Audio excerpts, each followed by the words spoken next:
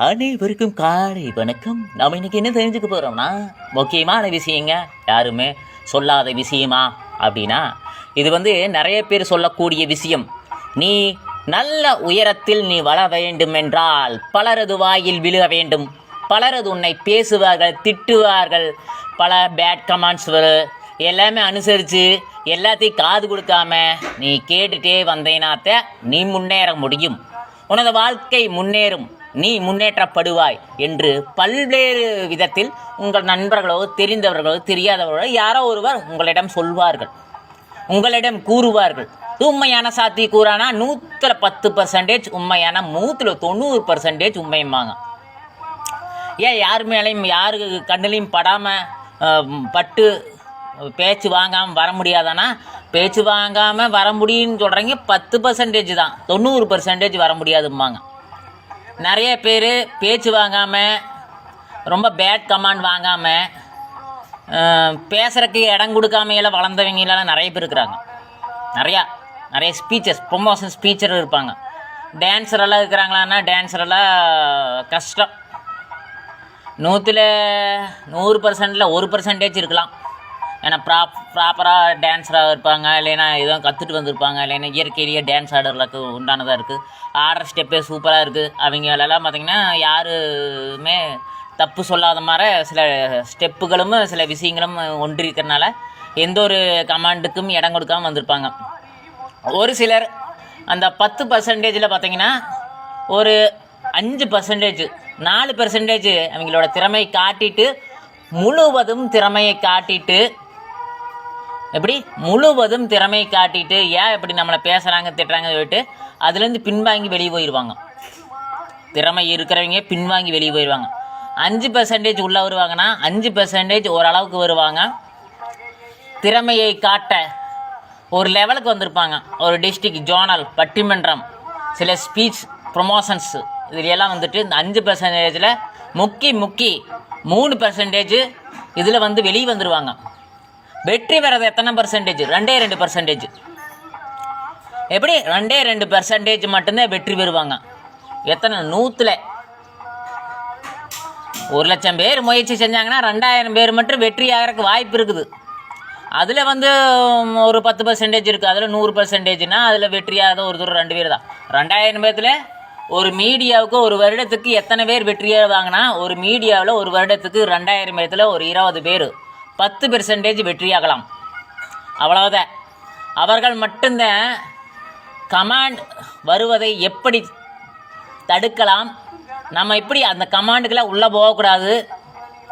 1000 பேர் 1000 சொல்லுவான், அந்த காதில் வாங்கிட்டு அந்த காதில் விட்டுலான்ட்டு இருக்கக்கூடிய நபர்கள் இந்த 2000ல் 10% மட்டும்தான்.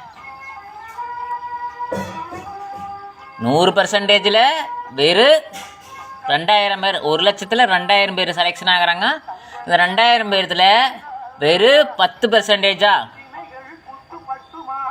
1%. 2,000 பேர்த்தில் 1%னா 200 பேர், 20 பேர். கரெக்டுங்களா? 2,000ல் 1% 20 பேர். இந்த 20 பேர் மட்டும்தான் ஒரு வருஷத்தில் மீடியாவுக்கு செலெக்ஷன் ஆகக்கூடிய ஸ்பெஷல் ஸ்பீச்சர், ப்ரொமோஷன்ஸ். அது யாரும் கிடையாது. இவர்கள் எப்படி அவர்களை பாதுகாக்கிறார்கள், எப்படி அவர்களை வளர்த்து கொள்கிறார்கள் என்றால், யார் பேசுவதையும் கண்டு கொள்ளாமல், பேசினால் அதில் என்ன மைனஸ் இருக்கிறதோ அதை ஏற்றுக்கொண்டு, அதை வேற விஷயத்தை விட்டுக்கொண்டு அவர்களது வாழ்க்கையை முன்னேற்றப்படுவார்கள். சரியான மோட்டிவேஷன் ஸ்பீச்சராக இருப்பாங்க. சில கமிட்மெண்ட்களை தவிர்ப்பவர்களாக இருப்பாங்க. சின்ன விசேஷங்களுக்கு சீஃப் கெஸ்டாக அழைப்பு வந்தாலும் அங்கு சென்று பேசாதவர்களாக இருப்பார்கள். எந்த நேரத்திலையும் தன்னையும் தன் திறமையும் விட்டு கொடுக்காதவர்களாக இருப்பார்கள். அவர்கள் எதற்கு வேண்டி முயற்சி செய்கிறார்களோ அதை சரியாகவும் மிகவும் நேர்த்தியாகவும் மிகவும் திறமையாகவும் அனுபவமாகவும் சில அனுபவசாலிகளை பார்த்து வியக்கும் விஷயத்தை, சில விஷயங்களை எடுத்து தன்னுள் அடக்கி வைத்து அவர்களது திறமையை தன்னைத்தானாக உருவாக்கி கொண்டு போய்கொண்டே இருக்கும் அவர்கள் வெற்றி பெறுகிறார்கள். இது சாத்தியமான உண்மையும் கூட. உண்மையான விஷயம், அவங்களோட பாதை வேறு மாதிரி இருக்கும். யாருமே கணிக்க முடியாத அளவுக்கு இவனை என்ன சொல்லலாம், இவனெல்லாம் நம்மளுக்கு மோட்டிவேஷன் கொடுப்பதா என்று எண்ணிக்கொண்டிருக்கும் சிலரது எண்ணங்களை உடைப்பவர்களாக இருப்பார்கள். நீ என்னவோ பேசு, நான் கண்டுக்கவே மாட்டேன் என்று எண்ணும் அளவிற்கு ஃபோன் நம்பர் இருந்தால் அடிக்கடி தொல்லை வந்து கொண்டால் ஒரு சிலர் அந்த 20 விதத்தில் வேறு நம்பர் மாற்றிக்குவாங்க, வேறு நம்பர் இது பண்ணிக்குவாங்க. ஒரு சிலர் அதே நம்பரை வைத்து கொண்டு யார் தேவையோ அவர்களது ஃபோன் நம்பர்களை மட்டும் அட்டன் செய்வார்கள், தேவையில்லாதவர்களை தூக்கி வீசி விடுவார்கள். ஒன்றுமே வேண்டாம், யாருமே உங்களை தொல்லை பண்ண வேண்டாம்னா சிம்பிள் ஐடியா சொல்கிறேன் கேட்டுக்குங்க. நீங்கள் யார் ஃபோன் பண்ணாலும் அட்டன் பண்ணுங்கள், தப்பு கிடையாது. ஏன்னா கண்டபடி பேசுகிறான், கண்டபடி சொல்கிறான், கமாண்ட் அடிக்கிறாங்கிறது வேறு. அதாவது கமாண்ட் ஒரு மெசேஜ் போடுறதுங்கிறது வேறு, ஃபோன் பண்ணுறதுங்கிறது வேறு. மேக்ஸிமம் ஃபோன் பண்ணால் மெசேஜ் போடு என்று சொல்லுங்க, கேட்க மாட்டாங்க. ஒரு சில கம்மநாட்டி கேட்குறாங்க, ஒரு சில வாயாடிகள், ஒரு சிலர் புரியாத ஜென்மங்களெல்லாம் இருப்பாங்க. அவங்களால ஃபோன் பண்ணியே தான் பேசுவாங்க. அவர்களுக்கு நீங்கள் என்ன சொல்ல வரீங்கன்னா ஒன்றுமே சொல்ல வேண்டாம். ஃபோன் பண்ணால் ஃபோன் எடுத்தால் ஹலோ நீங்கள் எந்த ஊர் அப்படின்னு நீங்கள் கேட்காதீங்க. உங்களை பற்றி நீங்கள் அறிமுகம் செய்து கொள்ளுங்கள். எப்படி? உங்களை பற்றி நீங்கள் அறிமுகம் செய்து கொள்ளுங்கள். உங்களோட பேர், உங்களோட ஊர், உங்களோட அட்ரஸ்ஸு எல்லாமே தெரிவிங்க. யார் ஃபோன் பண்ணாலும் சரி, புது நம்பர்லேருந்து கால் வந்தால் மட்டுமே அதை சொல்லுங்கள். அவங்களோட ரீப்ளே மெசேஜ் என்ன வருதுன்னு பாருங்கள்.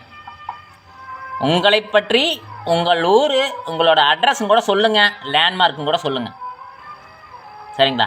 அட்ரஸாக சொல்ல முடியாதுன்னா லேண்ட்மார்க் சொல்லுங்கள். சரிங்களா? எந்த ஊர், பின்கோடு மட்டும் சொல்லுங்கள். அவர்கள்கிட்ட நீங்கள் எதிர்பார்க்கிறது உங்கள் பேரை சொன்னாலும் சரி, உங்களை கிண்டல் பண்ணாலும் சரி.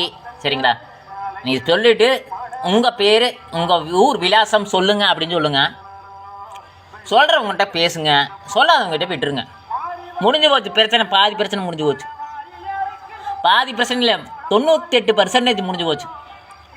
சார் இதுக்கு இந்த வாய்ப்புக்கு வேண்டி அழைக்கிறேன், இந்த வாய்ப்புக்கு வேண்டி அழைக்கிறேன்னு சொன்னால் உங்கள் டீமில் உங்களுக்குன்னு ஆலோசனை டீம்னு ஒன்று வச்சுருப்பீங்களா, அந்த டீமுக்குள்ளே அந்த நம்பர் கொடுத்து கால் பண்ண சொல்லிடுங்க. உங்களோட நம்பர் எங்கள் டீம்லேருந்து கால் பண்ணுவாங்கன்னு சொல்லிட்டு ஒரு வாய்ப்புக்கு வேண்டி யாராச்சும் கேட்டாங்கன்னா, ஒரு வாய்ப்பு கொடுக்குறேன்னு சொன்னாங்கன்னா அந்த டீமில் கேட்டு சொல்கிறாங்க. உங்கள் ஹெட்டில் யாராச்சும் இருந்தாங்கன்னா அவங்கள பேச சொல்லிடுங்க. நீங்கள் ரிலீவ் ஆகிருங்க. உங்களோட அட்ரஸை மெயினாக சொல்லுங்கள்.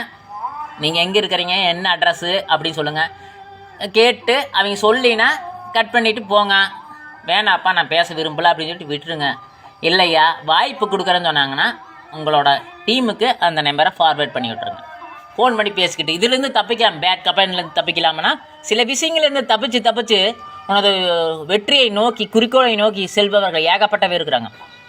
நான் சொல்லும் சில ஐடியா, நான் சொல்லும் எனக்கு தெரிந்த ஐடியா, எனக்கு உண்டான ஐடியா. இந்த விஷயம் முடிந்த அளவுக்கு மீடியாவில் வர்றதுன்னா எல்லாத்தையும் வாயிலையும் உழுகணுங்கிறது கிடையாது. அது சரிவர செய்யணும், சரிவர இருக்கணும். அதுக்கு என்ன பண்ணலாமோ அதை நீங்கள் கண்டிப்பாக செய்யுங்க. வெற்றி வகை சூடலாம். சில மோட்டிவேஷன் ஸ்பீச்சரெல்லாம் இருப்பீங்க, வியக்கும் வகையிலான பேச்செல்லாம் இருக்குது, யாருமே சிந்திக்க முடியாத பேச்செல்லாம் இருக்குது. அதையெல்லாம் தொடர்ந்து கன்டினியூவாக பண்ணிகிட்டே இருங்க. ஆடுறவங்களா இருந்தாலும் சரி, ஓடுறவங்களா இருந்தாலும் சரி.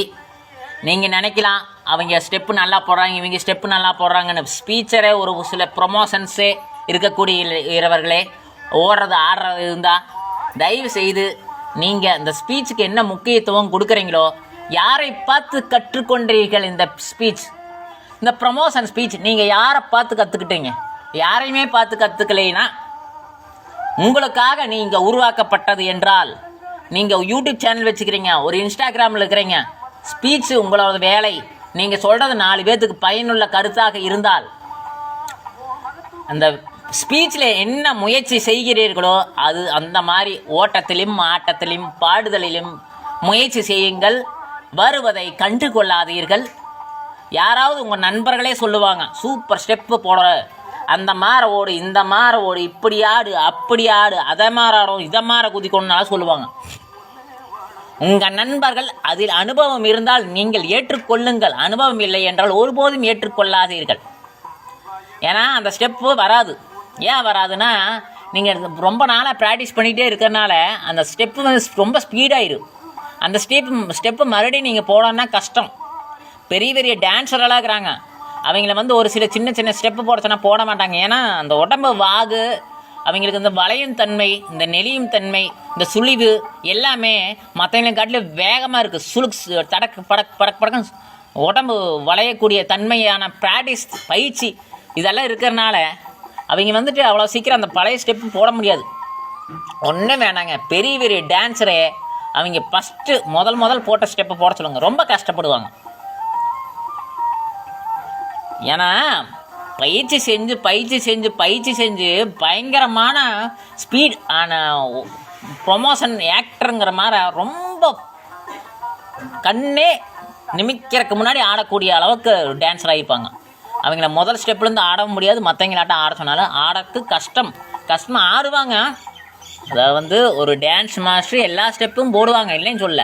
ஆனால் மறுபடியும் இன்னொரு ஸ்பீட் டான்ஸ் ஆடும் பொழுது அந்த ஸ்டெப்பை மறுபடியும் அவங்க கொண்டு கொணறக்கு கிட்டத்தட்ட 4 நாள் 5 நாள் பிடிக்கும்.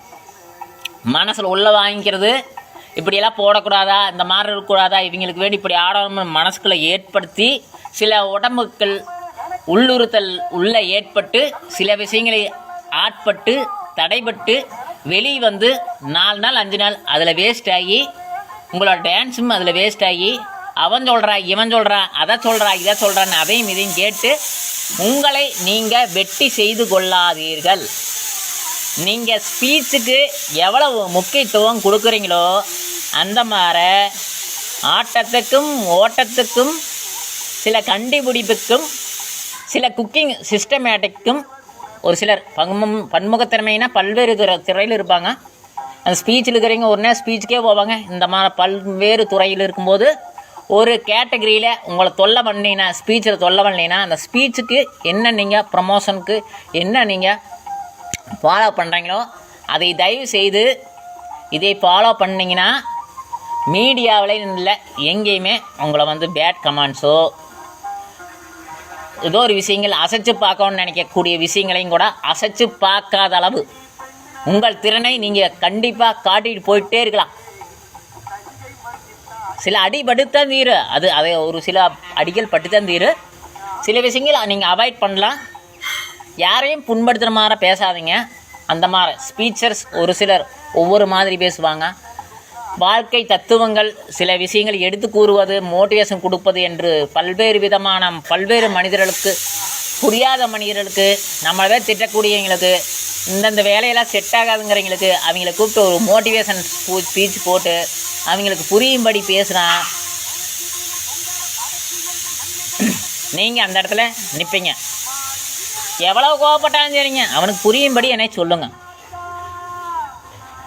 எவ்வளோ கோவப்பட்டாலும் சரி அவனுக்கு புரியும்படி என்னாச்சும் சொல்லுங்கள். எப்படிங்க புரியும்படி சொல்கிறது? நம்மளால் கழுவி ஊற்றுறான் அப்படின்னா சில சோசியல் ஆக்டிவிட்டி நீங்கள் இருந்ததுங்கன்னா நீங்கள் பண்ணிங்கன்னா அந்த கழுவி ஊற்றுறவனவே சரி செய்து கொள்ளலாம். ஒரு முடியாதவங்களுக்கு ஏதோ ஒன்று சப்போர்ட் செஞ்சு பாருங்கள். உங்களோட கஷ்டம் உங்களுக்கு தொல்லை செய்து அப்படியே ஓடி போயிடுவான். உங்களை பார்த்து கொண்டிருக்கும் இறைவன் உன்னை காப்பாற்றுவான். மானிடா, மனிதனை காப்பாற்று, உன்னை கடவுள் காப்பாற்றுவார்.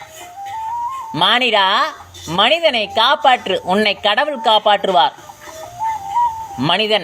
முடியாத மனிதன் இருப்பார், முதியவர் இருப்பார்.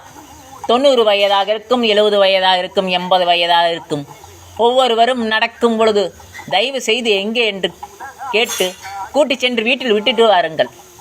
உங்கள் கஷ்டமாக இருந்தால் உங்களை கடவுள் பார்த்து கொண்டிருப்பார். எவன் பேசுகிறாரோ அவன் வாயை அடைப்பார். பேச்சு வராது, விட்டு விடலாம் என்று விட்டு சென்று விடுவார்கள். இப்படி செய் மானிடா. உனது வாழ்க்கையையும் பாதுகாப்பு செய்து கொள், உனது ஸ்பீச்சையும் பாதுகாப்பு செய்து கொள், உனது டான்ஸையும் பாதுகாப்பு செய்து கொள், உனது பன்முக திறமையை பாதுகாப்பு செய்து கொள். உதவு, முடிந்ததை உதவி செய், உனக்கு மீறியதை உதவி செய். நன்றாக இருப்பாய், நல் பண்புகளை நீ பெறுவாய். இது உண்மையான சாத்தியக்கூறு, உண்மையான விஷயம் கூட. மீடியாவில் அடிபட்டுத்தான் வர வேண்டும் என்று சொல்பவர்கள் 90% 10% அதில் இல்லாமல் வந்து முன்னேற்ற பாதையில் வருகிறார்கள். 1% விட்டு விட்டு ஓடி விடுகிறார்கள். 1% முக்காவாசிக்கு வந்து முக்காவாசியில் நின்று விடுகிறார்கள். வெறும் 5% வருகிறார்கள், போட்டி போடுகிறார்கள். அதில் வெற்றி பெறுபவர்கள் 1,00,000-ல் 10%, 2,000 பேர். அதில் வெற்றி பெறுபவர்கள் அதில் 1%, 20 பேர்கள் மட்டும்தான். அந்த 20 பேரில் நீ ஒன்றாக இருக்க விருப்பப்பட வேண்டுமா மானிடா? இதையெல்லாம் பின்பற்று. வாழ்க்கையில் வேறு இடத்தில் நீ சென்று விடுவாய். உலகத்தில் நீ வேறு இடத்தில் சென்று விடுவாய். உன்னை உலகம் பாதுகாக்கும். உலகம் பாதுகாக்கும் மாமனிதனாக வாழ்வாய். இதெல்லாம் உண்மை, சாத்தியக்கூறு, சரியான கூற்று. நான் சொன்னது பிடிச்சிருந்தா லைக் பண்ணுங்கள், ஷேர் பண்ணுங்கள், சப்ஸ்கிரைப் பண்ணுங்கள். நன்றி.